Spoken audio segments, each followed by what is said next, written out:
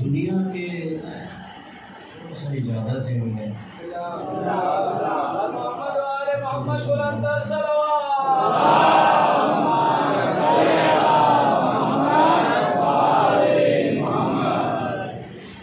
یہ ایک ایسا سلسلہ ہے کہ جس نے دنیا کے جغرافیہ کو تبدیل کیا۔ دنیا کے ہر قوم و قبیلے کے کلچر اور ثقافت کو تبدیل کیا۔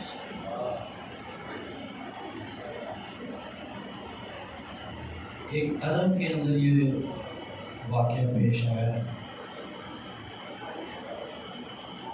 جس جگہ بھی یہ واقعہ پہنچا انہوں نے اپنے طور طریقوں کے مطابق امام حسین کی عزاداری کو رائج کیا، اور ایسا واقعہ کوئی دنیا میں نہیں ہے، تاریخ میں نہیں۔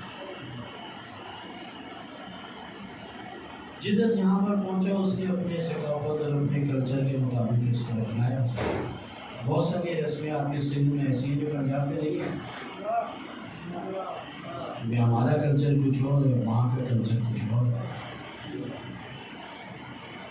افریقہ میں جائے ابھی الجزائر، ہم لوگ جب قوم میں تھے اور زرزاکی ہمارے ساتھ وہ پڑھتا تھا۔ عرب میں جب عرب سے نکل کے افریقہ میں گیا، اس نے الگ کلچر کو اور وہاں کے کلچر کو متاثر کیا، تبدیل کیا۔ تو دنیا میں کوئی آپ کو ایسا واقعہ نہیں ملے گا جس نے دنیا کی تہذیبوں کو، کلچرز کو تبدیل کیا جتنا عاشورہ کا واقعہ۔ خاص طور پہ اگر ہمارے میر صاحبان تھوڑی سی ہمت پکڑتے ہیں، شعر و شاعری کی دنیا سے نکل کر تھوڑی سی مذہب کے اوپر توجہ دیتے، تو آج سندھ میں سوائے شیعوں کے کوئی اور ہوتا ہی نہیں۔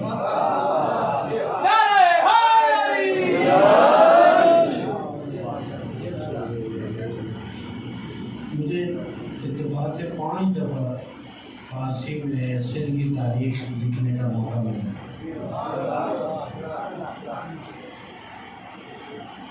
گہرائی میں جا کے لکھا، خاص طور پہ میروں کو تو بہت لکھے۔ میر صاحب ان سے کروڑے پھر بھی کچھ ہمت رہتے ہیں۔ میر صاحبان نے تو کمال ہی کیا، عاشق اہل بیت، ان کے یادگار خزائن میر حسن علی خان کانپور، مولا امام حسین کے روزے میں دفن، اس کا وہ جملہ آج بھی حیدرآباد 4 نمبر میں پڑھا ہے کہ جس میں اس نے 65,000 شعر اہل بیت کی شان میں پڑھے اور اس کے شاگردوں نے لکھے۔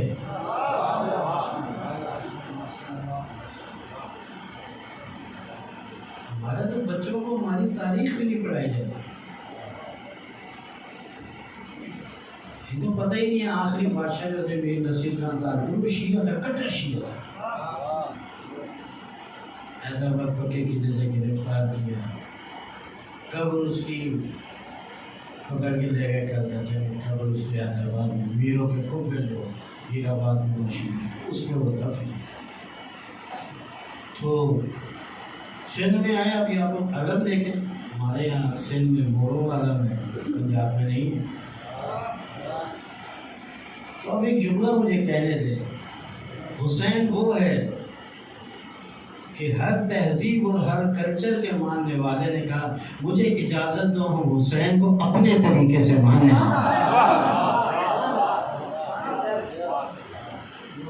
نبی کا کوئی پابندی نہیں ہے۔ ابھی آپ لوگ ادھر سیج نکالتے ہو، مہندی نکالتے ہو، عرب میں تو مہندی کا سسٹم ہی نہیں ہے۔ عرب میں کہاں دودھوں کو مہندی لگائی جاتی ہے، کہاں سیجیں بنائی جاتی ہیں، لیکن ہے۔ مسئلہ یہ ہے کہ جب ہم کسی جوان کی شادی کا تصور کرتے ہیں تو ہر تہذیب اور ہر کلچر کے ماننے والے اسی طرح اس کو یاد کرتے ہیں جس طرح وہ اپنے وطن میں کسی جوان کی شادی کو یاد کرتے ہیں۔ اسی لیے میں مولوی حضرات کو کہتا ہوں یار خاموں کا ان بیچاروں پہ کنگھی نہیں اٹھایا کرو، سیج کہاں سے آئی، گانے کہاں سے آئے، اور بھائی یہ ہمارے کلچر سے ہے، تہذیب سے ہے ہماری. یہ تو اس کا ایک اثر تھا جو کلچر اور تہذیب کا اثر تھا عزاداری کا. لیکن جتنا ہمارے سندھی اور اردو ادب کو واقع عاشورہ نے پھیلایا اور گہرائی عطا کی، یہ کسی اور واقع نے نہیں دی.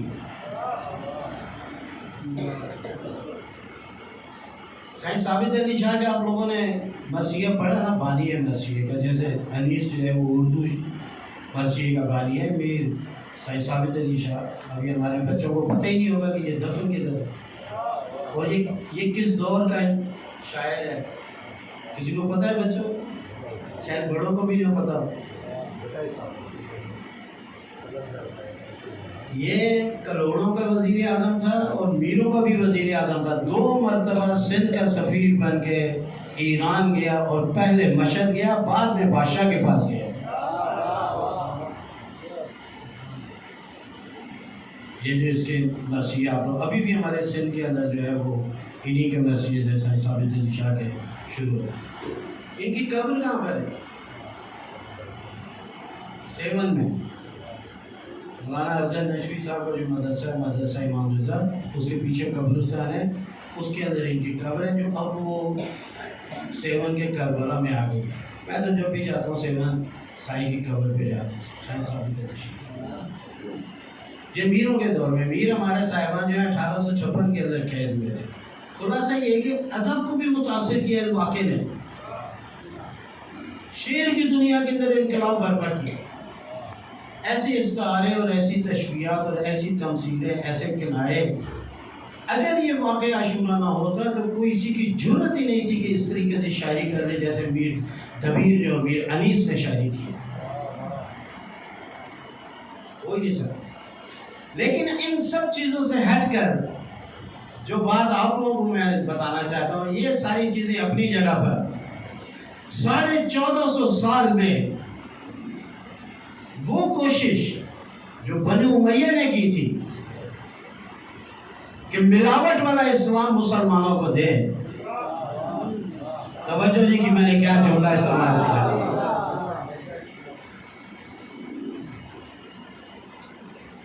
ظاہر میں اسلام ہو، اندر سے نفاق ہو، اندر سے بے ایمانی ہو، اندر کچھ اور ہو، ظاہر کچھ ہو، باطن کچھ ہو.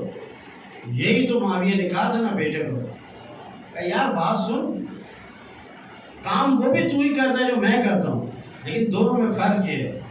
اب غور کریں ذرا مولائی جو سننا ہے کہ فرق یہ ہے، جو کام تو دن میں کرتا ہے میں رات میں کرتا ہوں، دونوں کرتے ضرور ہیں. تو سب کو دکھا کے کرتا ہے، میں لوگوں سے چھپا کے کرتا ہوں.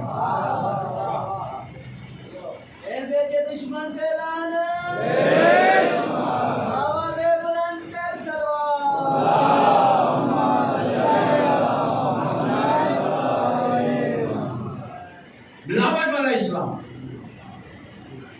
دودھ تو سارے دودھ ہی ہیں، کوئی خالص ہے کسی میں پانی ملا ہوا. بہت ہی زیادہ ہوشیار جو دودھ بیچنے والا کہتا ہے صاحب میں نے پانی نہیں ملایا، بھینس کو پانی زیادہ پلایا. عجیب بات ہے، میں نے نہیں دودھ میں پانی ملایا. ان کی کوشش کیا تھی؟ اسلام کو ختم نہیں کرنا ہے، اسلام کے چہرے کو مسخ کرنا ہے، تبدیل کرنا ہے. امام حسین نے فرمایا تم میرے نانا کے دین کا چہرہ مسخ کرنے چاہتے ہو، میں کھڑا ہو جاؤں گا، تمہاری کسی کوشش کو کامیاب نہیں ہو، ہر چیز کو قربان کر دوں گا، اسلام کو تبدیل نہیں ہونے دوں گا.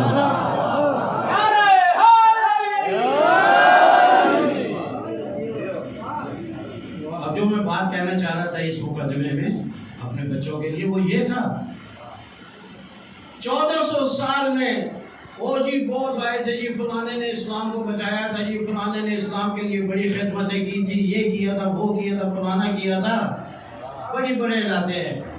اور اس وقت نفاق کی دنیا ہے، جو دشمن اہل بیت، جو منافق، اس کو ہیرو بنا دیا جاتا ہے، جیسے محمد بن قاسم کو ہیرو بنایا، خالد بن ولید کو ہیرو بنایا، جو بھی دشمن سارے کے سارے ہیرو ہیں۔ اب بلندر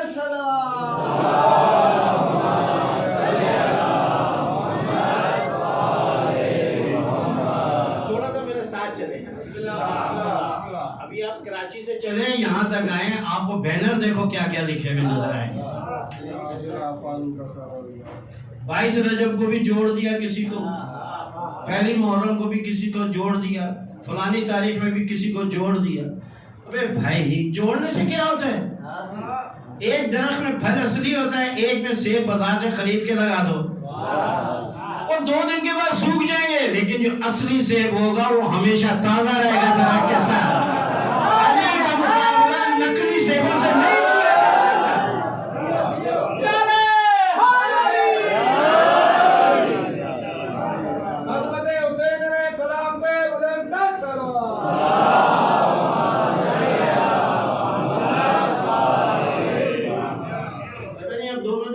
مجلس پڑھا ہوں، پتہ نہیں دوبارہ کہیں تکرار میں زیادہ غدیر خم کے اندر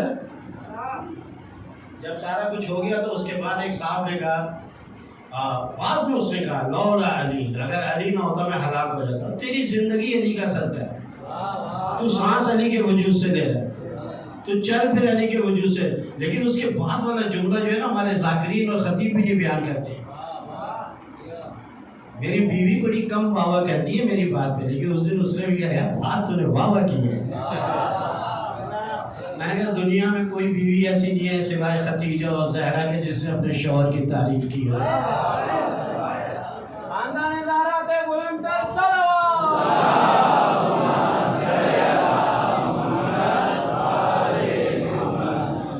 آپ کو پتہ ہے نا میں کیا بول رہا ہوں؟ یہ 2 ہی بیوی ہے تھی، ورنہ کوئی نہیں کہتا، تو نے واہ بات کی ہے، کہا لولا علی لہلک، اگر علی نہ ہوتا میں مر۔ لیکن اس کے بعد والا جو جملہ اس نے کہا وہ عجیب ہے، لا ولدت النساء مثل علی، کہ دنیا میں کوئی ماں ایسی پیدا ہوئی نہیں ہے کہ جس نے علی جیسا بیٹا پیدا کیا۔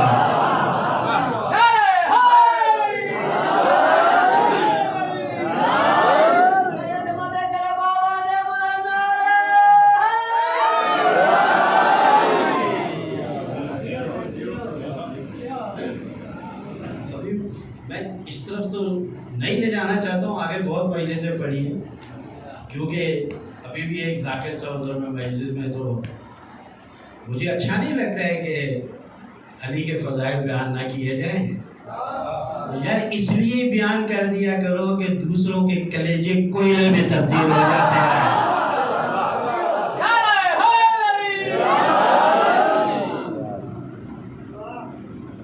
میں بھی بڑا پکا شیعہ ہوں، ہم لوگ چونکہ پرانے شیعہ تو ہیں نہیں، تازہ شیعہ ہوئے، لیکن علی کو خوب سمجھا ہے، پڑھا ہے، بہت اپنی جتنی طاقت تھی اس کے مطابق میں نے اس کو سمجھا۔ تو خلاصہ یہ ہے کہ اس گھران اس عزادار، لیکن جو سب سے بڑی خدمت کی ہے اس اسلام کی جو عزاداری نے پچھلے 1400 سال کے اندر، آپ میں سے کتنے نمازی بیٹھے ہیں؟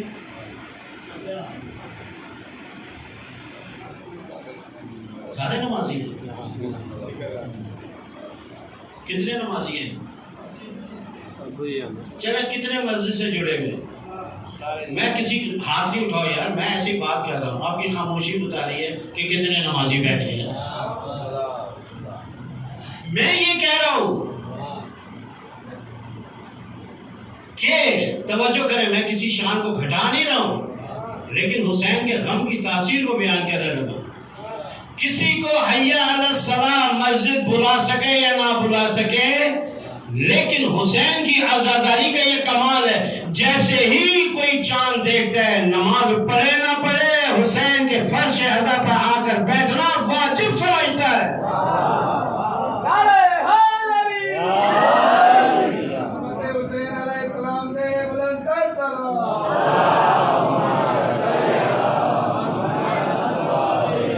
آپ میں سے کسی کو کاٹ ڈالا تھا، کسی کو پھول فون کیا تھا؟ کسی کو میسج بھیجا تھا؟ نہیں بھیجا تھا. یہ اللہ اہتمام کر رہا ہے نا. نہ کسی کو کارڈ بھیجا ہے، نہ کسی کو فون کیا ہے، نہ کوئی میسج کیا ہے، نہ کسی کا نیپو موکلے ہوا پانی اچھی ہوا. اس کا مطلب ہے کہ اس حسین کے غم میں کوئی کشش ہے. اب وہ جملہ میں کہنے لگا ہوں تاکہ آپ لوگوں کا دل بہار ہو جائے. کسی نے نہیں اسلام کو 450 سال 1400 سال بچایا ہے. جس نے اسلام کو بچایا ہے 1450 سال سے لے کر آج تک، وہ کوئی اور چیز نہیں ہے، وہ حسین کی عزاداری ہے کہ جو اسلام کو زندہ رکھے ہوئی ہے. زندہ باد، زندہ باد، زندہ باد،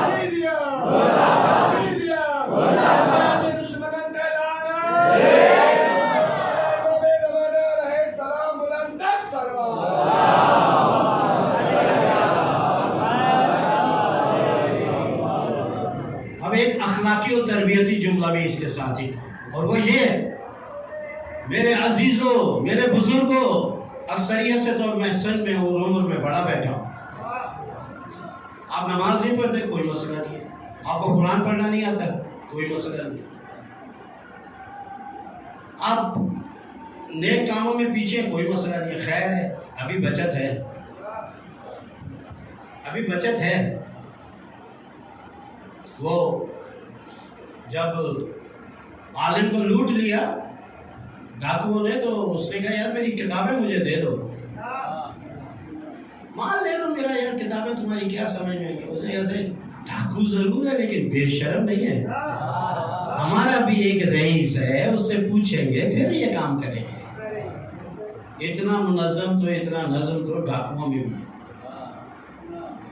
اب یہاں پر اکثر میں جب یہ بات آتی ہے تو میں اپنے دادا کی ایک بات اکثر سنا دیتا ہوں.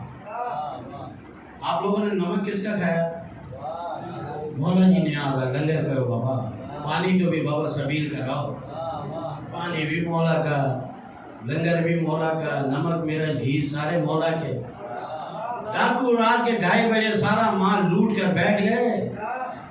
ایک ان کے جو رئیس تھا اس کو لگی بھوک، وہ چلا گیا بورچی کھانے میں. ایک چیز کو چھان رہا تھا، نمک ہاتھ میں ڈالا، اس کو دیکھا چکھا، وہ تو نمک تھا. باہر آ گیا، باہر آ کے کہتا ہے میرے شاگردوں سارا سامان چھوڑ دو، خالی ہاتھ واپس جائیں گے. اب توجہ کرو، میں پوری تاریخ ایک جملے میں پڑھنے لگا. سرکار رات 2:30 بجے نیند خراب کی ہے، بچوں کو اکیلے چھوڑ کے آیا مال لوٹنے کے بعد. ابھی کہہ رہے جی سارا بندہ ہوا مال چھوڑ دو. تو اس نے کہا کہ یار ہم ڈاکو ضرور ہیں، نمک حرام نہیں ہے. میں نے اس گھر کا نمک چکھ لیا ہے، اب چوری کرنا میرے اوپر حرام ہے، بغیرتی ہے. سارے مسلمانوں نے اہل بیت کے گھر کا نمک کھایا، آج اسی کے گھر کو لوٹنے آ گئے.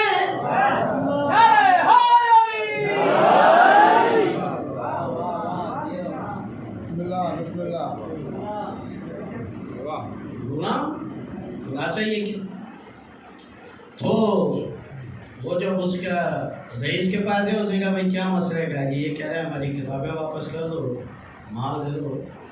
اب دیکھیں جب خدا ہدایت کرتا ہے نا، جب انسان کے اندر تھوڑی وہ شرم و حیا و غیرت ہو تو اللہ بھی اس کی ہدایت کرتا ہے، رہنمائی کرتا ہے. کئی بزرگوں اس نے پوچھا قبلہ آپ کہاں سے آ رہے ہیں؟ آپ کہاں سے آ رہے ہیں؟ اس نے کہا جی میں نجف سے آ رہا ہوں مولا علی کی زیارت کر کے.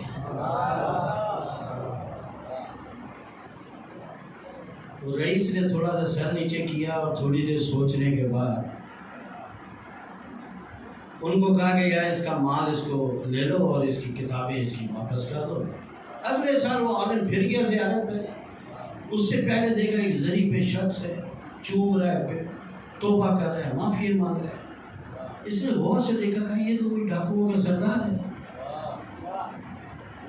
اس کے انتظار میں کھڑا ہوا. اسے کہا سرکار یہ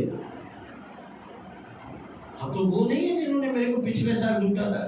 کہا تم اپنی بات کرو کام. میں کہا یہ پوچھنا چاہ رہا ہوں یہ کیسے ہو گیا؟ اب وہ اتنا سارا سلسلہ چھوڑ کے ابھی یہ زری پہ کھڑے. یار بات دراصل یہ ہے کہ جس کا ماننے والا تو ہے، میں بھی اسی کا ماننے والا ہوں. تو قبلہ ایک جملے میں انقلاب آتے ہیں اور انسان اپنی تربیت کرتا ہے، لمبی لمبی تقریروں کی ضرورت نہیں ہے۔ تو اس نے کہا کہ میں بھی اسی کا ماننے والا ہوں جس کا تو ماننے والا ہے۔ تو جب مجھے یہ پتہ پڑا کہ تو مولا کی زیارت کر کے آ رہا ہے تو میں نے دل میں سوچا، تیرے کو شرم نہیں ہے، تیرے کو حیا نہیں ہے؟ علی کا ماننے والا ہے اور وہ علی کے ماننے والے کو لوٹ رہا ہے۔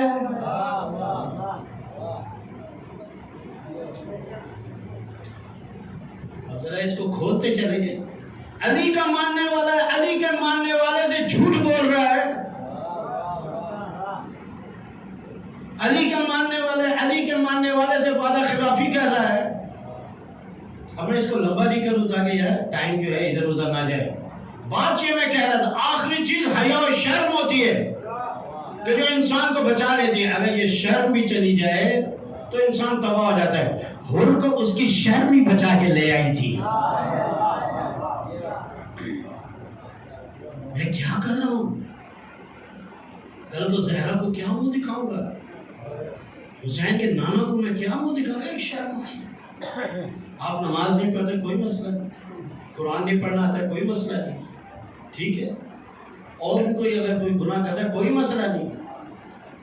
آخری چیز جو آپ کو بچا سکتی ہے اور آپ کو حسین کے دروازے پہ لے جا سکتی ہے وہ یہی امام بارگاہ کا فرش عزا ہے۔ اگر اس کے اوپر آ جاؤ گے تو امید ہے کہ تم ایک روز کربلا کے دروازے پر بھی پہنچ جاؤ گے۔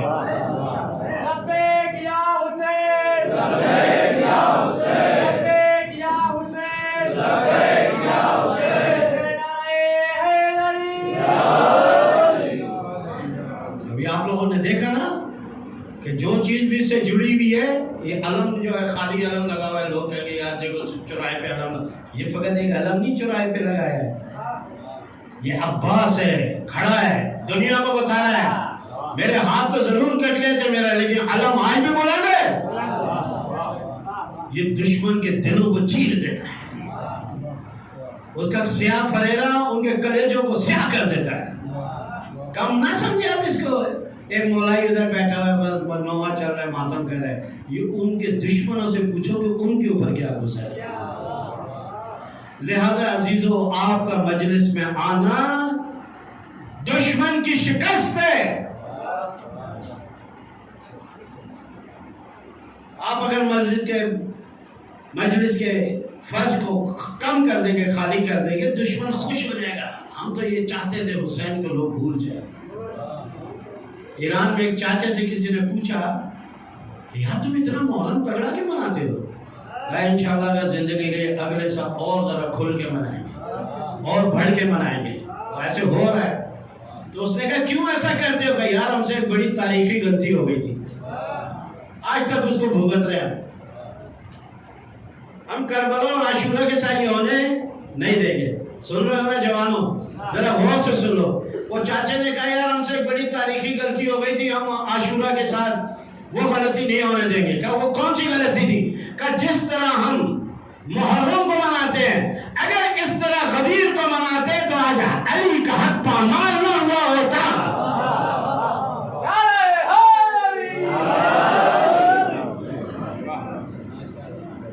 غدیر کے اوپر ہم لوگ کچھ بھی نہیں کہتے۔ کل ہی میں نے بولا غدیر کا خطبہ ہی نہیں پڑھا ہم نے کبھی، لیکن محرم کے ساتھ ہم نے ایسا نہیں کیا۔ اور انشاءاللہ الحمدللہ ہم بی بی کا شکر ادا کرتے ہیں کہ وہ پیغام آور عاشورہ، ایک انقلاب عاشورہ ہے جو حسین نے کیا، ایک پیغام آور ہے۔ پیغام آور تو نا یعنی پیغام کو لانے والی۔ شاید یہ خدمت کربلا سے کم نہ ہو۔ حسین نے جو کچھ بھی کیا کربلا میں، اگر زینب اس کو مدینے میں نہ لے کر آتی تو آپ کا یہاں پر بھی کوئی عزاداری کرنے والا نہ ہوتا، کسی کو پتہ ہی نہ پڑتا کہ عاشورے پر ہوا کیا کربلا۔ اب ایک ربائی عاشق نابینے کی سنا کر اگلا اسٹیپ شروع کرتے ہیں، اور وہ یہ ہے، ایک سلوات پڑھیں ذرا۔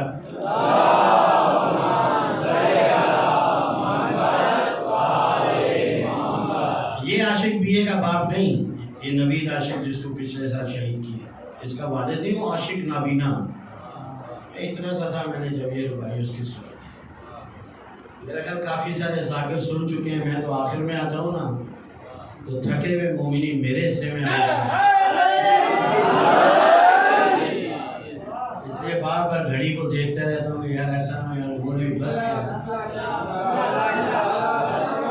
وہ ایک جگہ میں گیا مجلس پڑھنے تو ادھر وہ ایک ذاکر تھا بیچارہ، وہ روز پڑھتا تھا. میں نماز پڑھائی، میں نے کہا ذاکر صاحب آپ پڑھ لو. بعد میں پشیمان ہوا، میں نے کہا اس کو خامخواہ کہہ دیا پڑھ لے. صاحب پونا گھنٹہ ہو گیا وہ چھوڑے گی. بڑا چسکا ہے صاحب اس ممبر، چھوڑے گی وہ. آخر کیا ہوا، اس نے پہلے بیٹھا ہوا تھا کرسی پہ، وہ جیسے ہی کھڑا ہوا میں گیا، میں نے کہا شاید یہ جا رہا ہے. نہیں سائیں ابھی کھڑے ہو گئے، پھر مصائب بھی پڑھنے تھے. میں ادھر ہی بیٹھ گیا. میں کہا یار سب غلطی ہو گئی مجھ سے. میں نے اس کو بولا، میں کہا یار اتنی لمبی نہیں کیا کر. تو میرے بھی اب دوست کہتے ہیں 50 منٹ سے زیادہ مجلس نہ پڑھا کرو، مومن ہے. اور یہ باقاعدہ حفظ والی جگہ ہے جہاں پر ہم بیٹھے ہیں. مجھے کل اندازہ نہیں تھا، ادھر جب جاتا ہوں ایسے لگتا ہے جیسے اے سی میں آ گیا ہوں. سلوات پڑھے ایک ربائی کے لیے تیاری کر رہے ہیں. اب یہ جو باتیں میں نے کی ہیں یہ عاشق نابینے کی، خدا رحمت کرے، اس کی ربائی ہے. تو جو شعر کا ذوق رکھنے رہے خاص طور پہ ذاکرین وہ اس کو سنیں گے. ردیف و قافیہ دیکھیں، تمثیلیں دیکھیں اس کی. کہتے ہیں غم حسین ہر کوچہ و بازار گیا. غم حسین ہر کوچہ و بازار گیا، پہنچا نہ جہاں قافلہ غبار گیا. نہیں آپ کو شیر غبار اثرات گئے وہاں تک. غم حسین ہر کوچہ و بازار گیا. افریقہ والوں کو کیا پتا تھا عرب میں کیا ہوا، عراق میں کیا، لیکن ہے غم حسین ہر کوچہ و بازار گیا، پہنچا نہ جہاں قافلہ غبار گیا. کربلا جنگ ہے اگر دو شہزادوں کی. اب ادھر آ کے اینڈ کرتا ہے شاید. کربلا جنگ ہے اگر دو شہزادوں کی، قلم میں دم ہے تو لکھ دو حسین ہار گیا.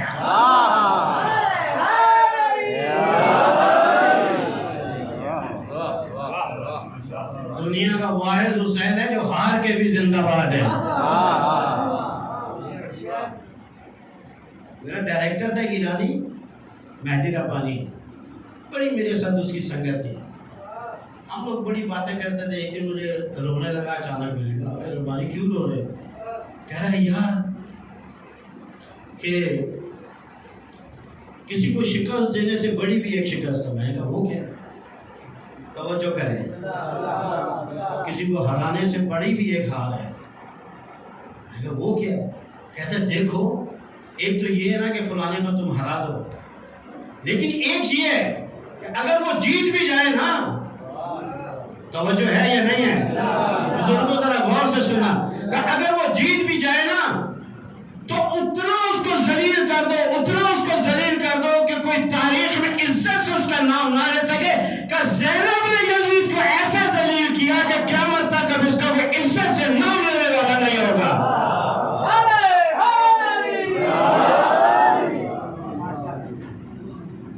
یہ اس سے بڑی فتح ہے. وہ جیت کے بھی مرد آباد ہے، حسین ہار کے بھی زندہ باد ہے. بس عزیزو، یہ تھوڑی سی میں اس عزاداری کی اہمیت کی بات کر رہا تھا. اس وقت دنیا کو اس عزاداری کی ضرورت ہے، دنیا کو اس حسین کی ضرورت ہے. آج عدل و انصاف کی باتیں ہو رہی ہیں، قانون کی باتیں ہو رہی ہیں، انصاف کی باتیں ہو رہی ہیں، غریب کی باتیں ہو رہی ہیں، ظلم کی باتیں ہو رہی ہیں. یہ جب تک تم حسین کو اپنا پیشوا نہیں مانو گے اس وقت تک یہ مسئلہ حل ہونے والا نہیں ہے. اب جناب علی بولیں جی لاہور کربلا، لاہور کا کربلا، کوئی کہتا ہے جی اسلام آباد کا کربلا. اب ان کو کربلا یاد آئی ہے. اب تک ان کو کربلا یاد نہیں ہے. جب اپنے سر پہ پڑی تو ان کو کربلا یاد آئی. تو وہ جو پٹھانی کو سوات کے اندر کوڑے مارے تو سارے مجھے کہنے لگے، جو میرپور میں خطیب تھا اس وقت، مجھے کہنے مول صاحب بڑا ظلم ہو گیا، بڑا. میں چپ کر کے سنتا رہتا. آخر جمعے کا خطبہ آیا، میں نے کہا بھائی اب غور سے سنو. کہا جی بڑا ظلم ہو گیا ہے. میں نے بولا بڑا ظلم ہو گیا.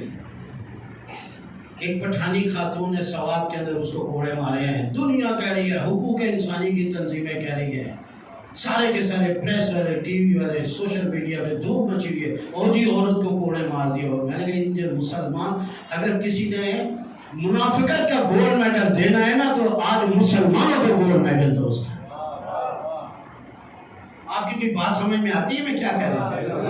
اگر آ رہی ہے نا یار تھوڑا سا جان کر سن لو, میرا ٹائم پورا ہونے والا, بس میں بات ختم کر رہا ہوں. غور سے سنو میری. کہ آج اس کو دیکھ کر سب کو حقوق انسانی, عورت کی عزت, عورت کا احترام یاد آ رہا ہے. میں کہا مسلمانوں کو گولڈ میڈل دینا چاہیے. یہ ایس پی ہے منافقوں کے,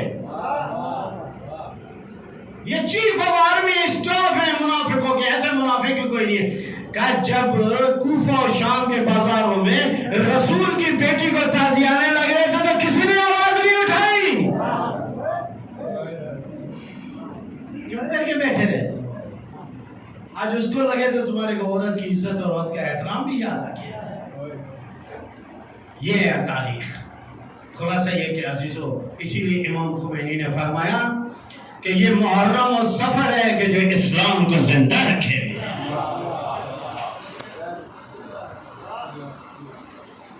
امام خمینی سے کسی نے پوچھا یہ آپ کے فوجی کہاں پر سے تیار ہوتے ہیں جنگ کے لیے؟ آقا نے فرمایا میرے دو ہی مورچے ہیں, وہاں پر میرے فوجی ہیں. پہلا مسجد, میرے سپاہی مسجد میں ہیں. دوسرا میرے سپاہی امام بارگاہوں میں ہیں. جو مسجد اور امام بارگاہ سے اٹھے گا اسلام کا دشمن کبھی بھی اس کے ساتھ مقابلہ نہیں کر سکے گا. یہ اسلام کے دفاع کے قلعے ہیں, اس کو کمزور نہیں ہونے دینا. آپ اپنے بچوں کو بھی ساتھ دے کر آؤ, ابھی سے ان کو سکھاؤ, یہاں بٹھاؤ, ان کو آداب سکھاؤ. ٹیک مت لگاؤ. کوئی رئیس کے سامنے بھی اس طرح نہیں بیٹھتا جس طرح ہم لوگ امام بارگاہ میں ٹیک لگا کے گرے ہوئے ہوتے ہیں. امام حسین کا محفل ہے, امام حسین کی بارگاہ ہے, طریقے سے بیٹھے تھے. وہ سبت جعفر کو آپ لوگوں نے سنا ہے نا, سبت جعفر زیدی سب. ایک مجلس میں ہم لوگ بیٹھے تھے, میرے کو انہوں نے کہا عرفانی صاحب میں نے جی کہا یار ایک بندہ شیعہ ہو گیا. میں نے اس کو بولا کہ کتاب پڑھی, تو نے کہا نہیں. کسی عالم نے تجھے تبلیغ کی؟ کہا نہیں. کہا کہ پھر کیسے کوئی دوست تھا؟ کہا نہیں. پھر تو شیعہ کیسے ہوا؟ اس نے کہا یار ایک دن اچانک میں شیعوں کی مجلس میں چلا گیا. توجہ کرو, یہ مسجد, یہ امام بارگاہ اور یہ مجلس ہمیں کیا کہہ سکتے. کہتا ہے جب میں نے شیعوں کو اس مجلس میں جو واقعہ کو سن رہے تھے جو 1400 سال پہلے ہوا تھا, اتنے طریقے سے اور تہذیب سے بیٹھے ہوئے تھے, میں سمجھ گیا کہ جو 1400 سال کے بعد اپنے امام کے سامنے اتنے اخلاق و تمیز سے بیٹھے ہوئے, یہ حقیقت میں سچے لوگ یہی ہیں جو اس کی غیبت پر بھی اس کا احترام کرتے ہیں. محمد علیہ محمد صلی اللہ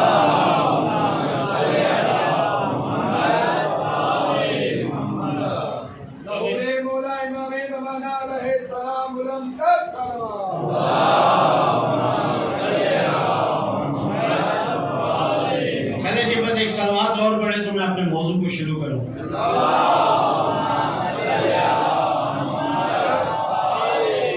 میں یہ کہہ رہا تھا کہ کربلا کیا ہوا, کیا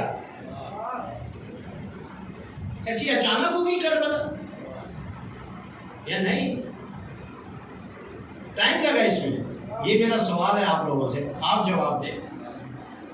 اچانک ہو گیا سب کچھ؟ نہیں. بس جی وہ معاویہ مر گیا, یزید کو بولا جی حسین سے بیعت لے لینا, بس بیعت کا معاملہ تھا, اور یہ اچانک سب کچھ ہو گیا. ابھی غور سے سنو کیا کہ اچانک نہیں ہوا. اس کربلا کی بنیادیں اسی روز پڑ گئی تھی جب پیغمبر اکرم نے کہا تھا قولوا لا الہ الا اللہ, کہو کہ اللہ ایک ہے. مکے میں کہا تھا نا, 13 سال مدینے کے, 3-4 سال مکے کے, 40 سال کا سکوت, 22 سال کی تبلیغ, اور پھر 11 ہجری میں پیغمبر اکرم کی وفات ہوئی، 61 ہجری میں 50 سال کے بعد یہ واقعہ ہوا۔ کب اس کی بنیادیں ڈلی؟ اگر آج کی دنیا کی سیاست کو سمجھنا ہے نا تو اس پورے واقعہ کربلا کو گہرائی سے دیکھو، یہی چیز نکلے گی۔ آج بھی ایک کربلا کی ضرورت ہے، آج بھی ایک حسین کی ضرورت ہے، آج بھی ایک عباس کی ضرورت ہے۔ پیغمبر نے کہا قولوا لا الہ الا اللہ، پہاڑ کے اوپر لے گئے، لے جانے کے بعد کہا سچا ہوں؟ کہا آپ جیسا سچا ہے ہی کوئی نہیں۔ امین ہوں؟ کہا آپ جیسا امانت دار ہے کوئی نہیں۔ وعدے پہ عمل؟ کہا آپ جیسا وعدے پہ عمل کرنے والا ہے ہی کوئی نہیں۔ اس کے بعد کہا اگر میں یہ کہوں کہ پہاڑ کے پیچھے فوج حملہ کرے گی تو تم مان لو گے؟ بالکل مان لیں گے، آپ نے کبھی جھوٹ بولے ہی نہیں۔ ٹھیک ہے جی، جیسے ہی انہوں نے کہا اللہ کی پرستش کرو، اللہ کو سجدہ کرو، آدھے سے زیادہ جو ہے وہ بگڑ گئے۔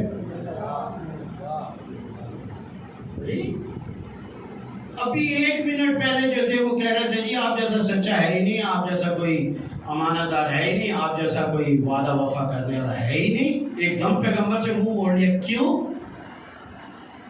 جب تک پیغمبر نے ان کے مفادات کو نقصان نہیں پہنچایا تھا، محمد بہت اچھا تھا۔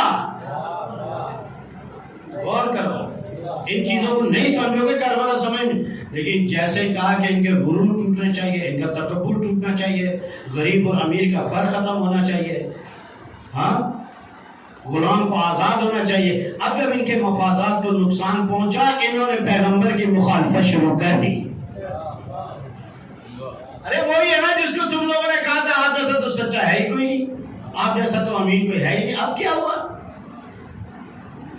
جب مفادات کی بات آ جاتی ہے پھر انسان حق و انصاف کو نہیں دیکھتا ہے، اپنے مفادات کو دیکھتا ہے۔ آپ لوگوں نے محمد رسول اللہ فلم دیکھی نا، کس طرح غلام آزاد ہوئے۔ پیغمبر کو امیر دعوت دے نہیں جائے، غریب دعوت دے اس کے بعد بیٹھ جائے۔ موبائلہ ابھی گزرا 24 ذی الحجہ کو، ہاں گزرا یا نہیں گزرا؟ وہ عاقف ہو، عبد المسیح ہو، یہ سارے کے سارے آئے پیغمبر سے مناظرہ کرنے کے لیے۔ جب پیغمبر کی خدمت میں آئے، پیغمبر منہ موڑ کے بیٹھ گئے، ان کے سلام کا جواب بھی نہیں دیا۔ اب جن کی نیندیں آ گئی ہیں، جن کو تھوڑا جلدی مجلس کرو تو ان کی نیند تھوڑی سی اڑانے کے لیے، تو پیغمبر نے نہ ان کے سلام کا جواب دیا، منہ اس طرح موڑ کے بیٹھ گئے۔ وہ بڑے حیران ہوئے، سائی قیمتی لباس، تاج، زمرد، ہیرے، جواہرات، لباس زبردست، پیغمبر نے منہ موڑ کے بیٹھ گئے۔ انہوں نے ایک صاحب سے کہا نورین ہے جی، وہ کہا یار یہ تمہارے محمد کو کیا ہو گیا ہے، اتنی دور سے ہمیں خط دے کے بلایا، اب آگے نہ سلام کا جواب دے رہا ہے اور ہماری طرف پیچھ کر کے بیٹھ گیا ہے۔ ابھی ہمارے یہاں پر اسٹائل یہ ہوتا ہے، ہمارے یہاں پر اسٹائل یہ ہوتا ہے، تو اس کو بولا یار کیا مسئلہ ہے؟ اس نے کہا یار ہمیں کوئی پتہ نہیں ہے میرے کو کیا۔ اس نے دوسرے کے حوالے کر دیا۔ اس نے کہا یار پتہ مجھے بھی نہیں ہے، لیکن ایک جگہ میں لے کر چلتا ہوں، وہ تمہارے کو بتا دے گا۔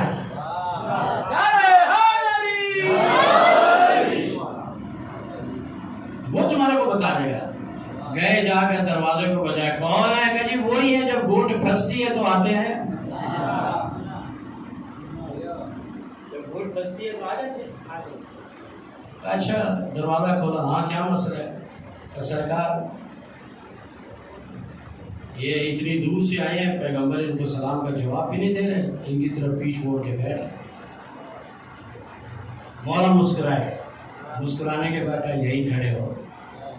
گھر میں گئے، 2 پرانے چوگے لے کر آئے جو ہمارے ملنگ لوگ پہنتے تھے، پرانے۔ کہا یہ سارا خوبصورت لباس اتارو، زیورات اتارو، تاج اتارو، یہ الفی پہن کر جاؤ پیغمبر کی خدمت میں۔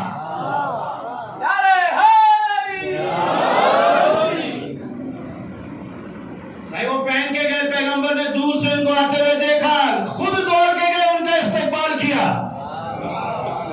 سلام کیا تھا، اب پیغمبر نے سلام کیا. ابھی یہ والا صاحب جو ہے نا کہنے لگے یار یہ تو عجیب بات ہے. ہمارے یہاں پہ بھی رسم ہے، رئیس جب تیار ہو کے آتا ہے سائیں دور سے کانپتے ہیں لوگ، سائیں کو اچھے وڈیروں کو اچھے. میں تو بہت رہا ہوں ان کے ساتھ، بڑے بڑے کلف کی آواز سے ہی کپڑے ٹھک ٹھک بج رہے ہیں، جوتوں کی آواز. اسی لیے مولا نے فرمایا جوتے ایسے پہنو جو آواز نہ نکالے. جوتے کی آواز تمہارے اندر تکبر کو پیدا کرتی ہے. میں نے جو کتاب حیا لکھی ہے، پتہ نہیں آپ لوگوں تک پہنچی کہ پہنچی، اس کے اندر تفصیل سے میں نے اس کو لکھا ہے. ہماری اکیڈمی میں ہے حیا، اگر کوئی چاہے تو میں اس کو دلا دوں. اس میں نے لکھا ہے کہ جوتے کیسے پہننے چاہیے. صاحب وہ حیران پریشان، پیغمبر کو کہا یا رسول اللہ پہلے تو یہ بڑے تیار ہو کے آئے تھے، آپ نے ان کے سلام کا جواب بھی نہیں دیا، اب کیسے جواب دے دیا؟ تو پیغمبر نے فرمایا پہلے ان کے ساتھ شیطان آیا تھا.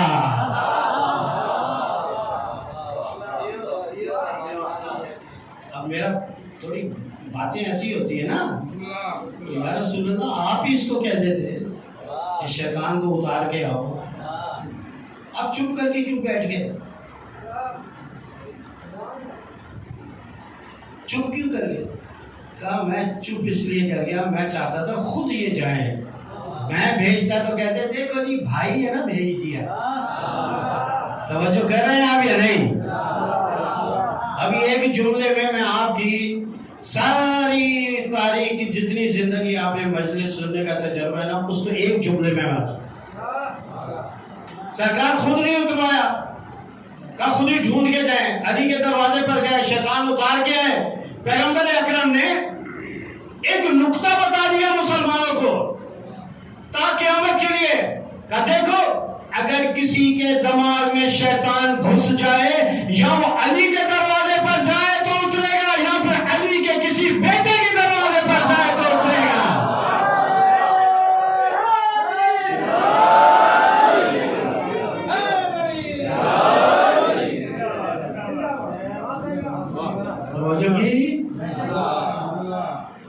جتنا بھی انہو کرتے رہے ہیں، جب تک یہ آگے خلوص دل سے علی کے دروازے پر نہیں جھکیں گے، دماغ ان میں شیطان نہیں نکلے گا.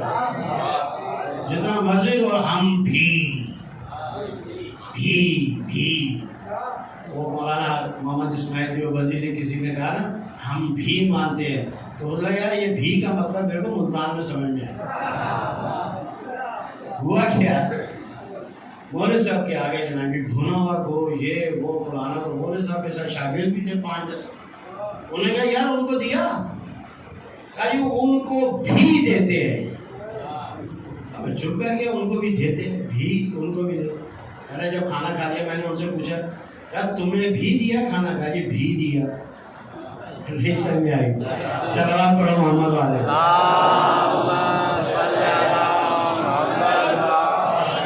ہمیں بھی دیا. کیا دیا؟ کہا سائیں چنے کی دال دی، چنے کی دال دی. تو مولانا محمد اسماعیل نے کہا جہاں کچھ نہ دینا ہو تو وہاں بھی لگایا جاتا ہے.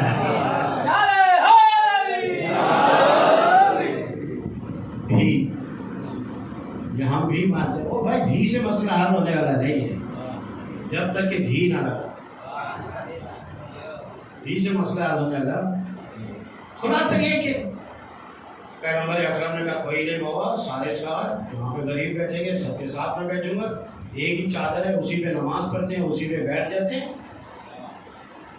سائیں ادھر تو کوئی تھوڑا سا کوئی اچھا پیسے والا ہو نا تو اس کے چار ڈھانچ سے لوگ اندازہ لگا لیتے ہیں. شادیوں میں تو صاف پتہ پڑ جاتا ہے یہ رئیس بیٹھا ہے، یہ نوکر بیٹھا ہے، یہ سسر بیٹھا ہے، یہ دولہا بیٹھا ہے، سب کا پتہ پڑ جاتا ہے. تاریخ میں 2 شخص ایسے آئے ہیں جو بادشاہ تھے، اپنے دور کے امیر تھے، لیکن کوئی ان کو شناخت نہیں کر پاتا تھا کہ یہ امیر ہے، یہ رئیس ہے، یہ وزیر اعظم ہے، یہ صدر ہے. کون ہے؟ ایک محمد مصطفیٰ اور ایک علی مرتضیٰ.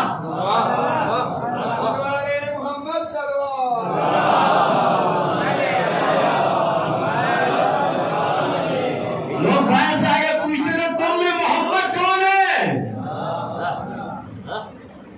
انبیاء کا سردار، پیشوا، صاحب شریعت، صاحب قرآن، لیکن رہنا کیسا پتہ ہی نہیں ہے، غلام کون ہے، امیر کون ہے۔ ہاں آج میں ایک مسجد میں جاتا ہوں نا کبھی مجلس پڑھنے، وہ صاحب آگے بیٹھا ہے نا، اور ڈرائیور کی اور اس کے محافظ کی جرأت نہیں ہوتی ہے کہ اس صف میں بھی بیٹھ جائے۔ تو میں نے ایک دن ادھر جو صفائی کرتا اس کو میں نے کہا یار یہ بیچارے پیچھے کیوں بیٹھے رہتے ہیں؟ کہا مولوی صاحب سارے بیچارے، کوئی محافظ ہے، کوئی ڈرائیور ہے، کوئی باورچی ہے، ان کی جرأت ہے کہ پہلی صف میں آ جائے۔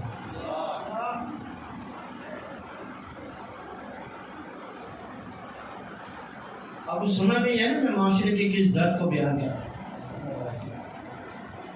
مولا امام حسن بڑا خوبصورت لباس پہنتے تھے، بڑا اچھا لباس پہنتے تھے، گھوڑے پہ جا رہے تھے، دیکھا کوئی غریب ہے فٹ پاتھ کے اوپر بیٹھے ہوئے، مولا نے گھوڑا روکا، خوش لباس، کہا بھائی مہمان چاہیے۔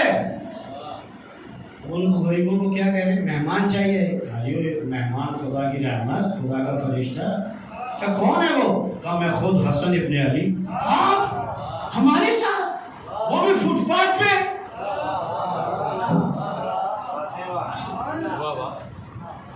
سمجھ میں آیا محرم کس لیے منانا چاہیے؟ اس نے یہ کر دیا، اس نے یوں کر دیا، اس نے وہ کر دیا، سب کچھ خود بھی کر رہے ہیں، اس کے اوپر الزام ٹھوکے جا رہے ہیں۔ اب سمجھ میں آئی؟ کہا آپ مہمان، کہا اچھا آپ ہمارے ساتھ کہیں گے غریبوں کے ساتھ؟ ہاں ہم مولا کا خوبصورت لباس ہے۔ انہوں نے کہا کہ یہ ہمارے سندھ میں پٹ کو چلنا چاہیے، تو زمین صاف کو ایسا ہے کچھ۔ امام نے فرمایا نہیں، ان کپڑوں کے ساتھ وہیں بیٹھوں گا جہاں تم بیٹھے ہوئے۔ ہے کوئی ہمارے پاکستان میں ایسا رئیس وڈیرا جو اپنے ہاری کے ساتھ بیٹھ کے کھانا کھائے؟ اب سمجھ میں آتے ہیں کربلا میں کیا ہوا، کن کو مار دیا گیا؟ اب سمجھ میں آیا کس طرح زہر دے دیا حسن۔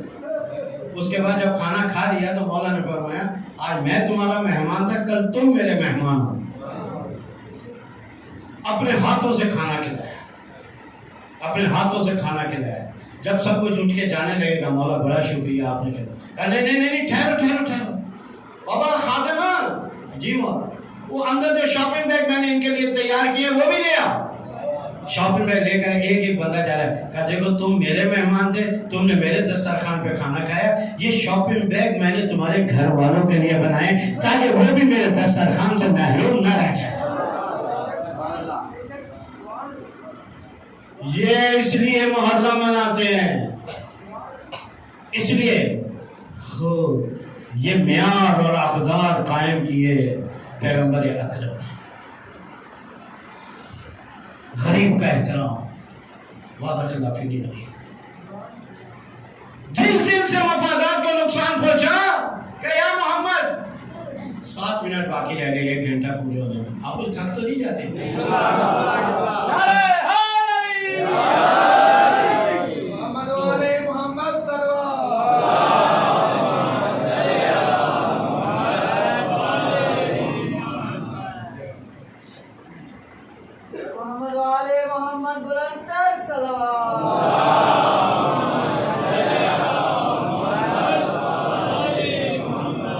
یہ معیار قائم کیے پیغمبر اکرم نے۔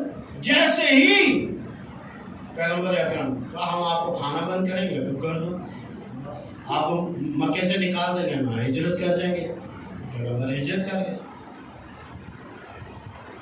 14 قبیلے اکٹھے ہو گئے پیغمبر کو مارنے کے لیے۔ کہا بھلے تم لوگ جو مرضی کرو، میں اپنے موقف سے پیچھے نہیں ہٹوں گا، میں اپنی بات سے پیچھے نہیں ہٹوں گا۔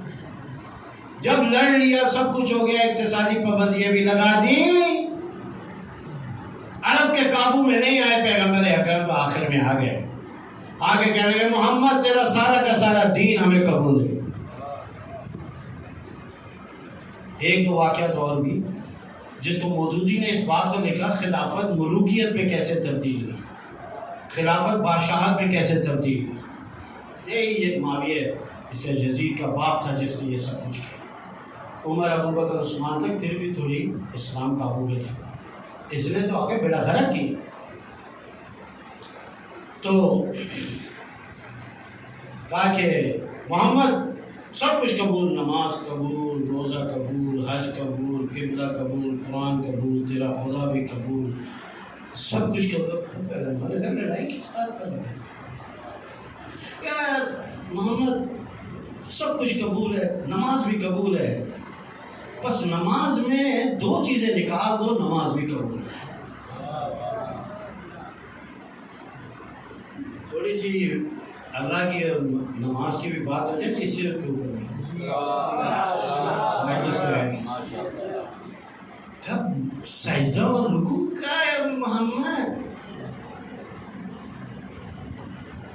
ہم تو ہمارے بڑے کبھی کسی کے آگے جھکے نہیں ہیں،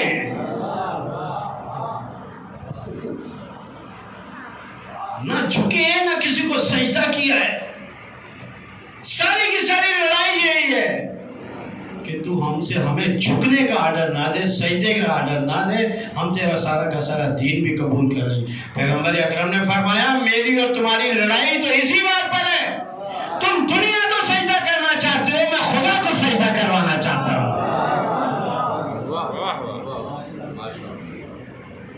یا رسول اللہ یہ سجدے کا کیوں انکار کرے گا؟ ان کا غرور، ان کا تکبر،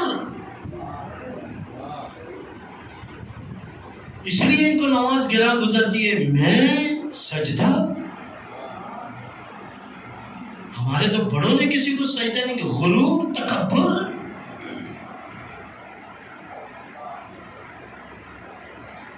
اسی لیے فرماتے ہیں کس کو غرور اپنا توڑنا ہو نا تو نماز پڑھے۔ جناب سیدہ نے جو دربار میں خطبہ دیا بس آخری بار، خطبہ فدر، تاریخی خطبہ ہے خدا کی قسم، اس کا بھی اردو ترجمہ، کبھی آپ اس کو پڑھیں۔ کہ ایمان کو اللہ تعالیٰ نے اس لیے تمہارے اوپر فرض کیا کہ تمہیں شرک سے دور رکھے، وَجَعَلَ الصَّلَاةَ تَنزِيهًا لِلْكِبْرِ، اور کہا اللہ نے نماز کو تمہارے اوپر اس لیے فرض کیا کہ تمہارے اندر غرور اور تکبر پیدا نہ ہو۔ یہ جناب سیدہ نے دربار میں جب اپنا حق لینے گئی تھی اس خطبے کے اندر یہ ارشاد فرمایا، کرو بات، جو نماز پڑھے گا کبھی غرور نہیں کرے گا، کبھی تکبر نہیں کرے گا۔ اللہ نے غرور اور تکبر کو توڑنے کے لیے نماز کو فرض کیا۔ انشاءاللہ کبھی سجدوں کے اوپر تقریر کروں گا تو آپ حیران ہوں گے کہ سجدے ہیں کیا۔ بس عزیزانہ امام، یہ جو معیار اور اخلاق اور اقدار، انسانی اقدار کا معیار قائم کیا تھا پیغمبر اکرم نے، 50 سال انہوں نے کوشش کی کہ کسی طرح اس کو منہدم کر دیں، اس کو تبدیل کر دیں۔ بس اعلان رسالت سے، اعلان توحید سے یہ جنگ شروع ہوتے ہوتے ہوتے ہوتے آخر میں حالات ایسے ہو گئے کہ اگر حسین قیام نہ کرے تو اس کے نانا کی پوری سیرت ہی تباہ ہو جاتی، اس کے بابا کی پوری سیرت ہی تباہ ہو جاتی۔ ایک جملہ کہوں گا، اس کی تفسیر انشاءاللہ کل انشاءاللہ اس کو عرض کریں گے، تو وہ یہ ہے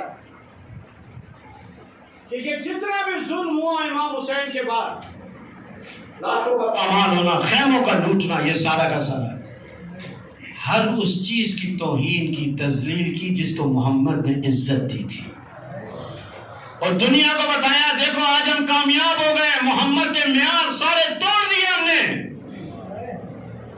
اسی لیے تو یزید نے کہا کہ آج میرے بڑے ہوتے تو مجھے شاباش دیتے۔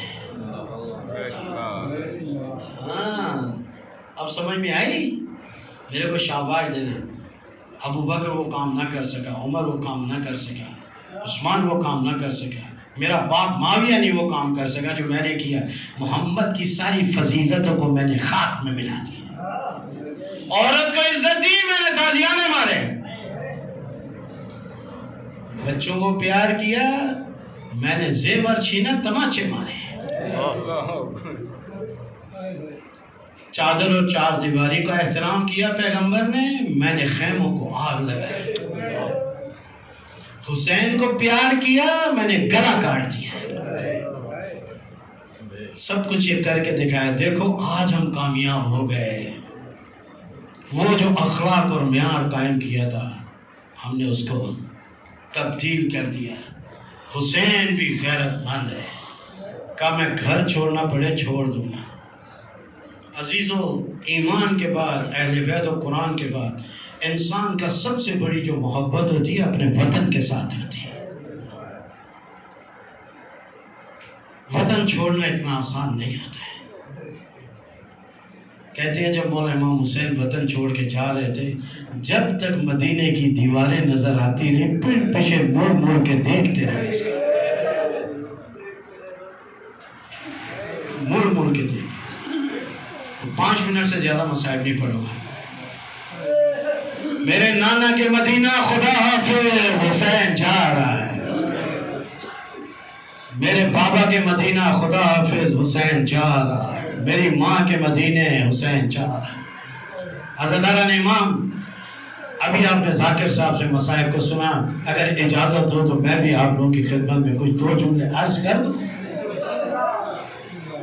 فہرست تیار ہوئی، جناب زینب نے کہا عباس تیار ہو گئی فہرست؟ جب جناب زینب کا نام نہیں تھا، ایک دفعہ رو کے کہتی حسین میں کیسے تمہیں اکیلے جانے دوں گی، زینب ساتھ جائے گی، میری ماں کی وصیت ہے زینب حسین کا خیال رکھنا، اسے کوئی تکلیف نہ ہو۔ آدھی راتوں کو اٹھ کے یہ پانی مانگتے، زینب ایسا نہ ہو ماں کو یاد کرے، اب مجھے کوئی پانی پلانے والا نہیں ہے، حسین میں تیرے ساتھ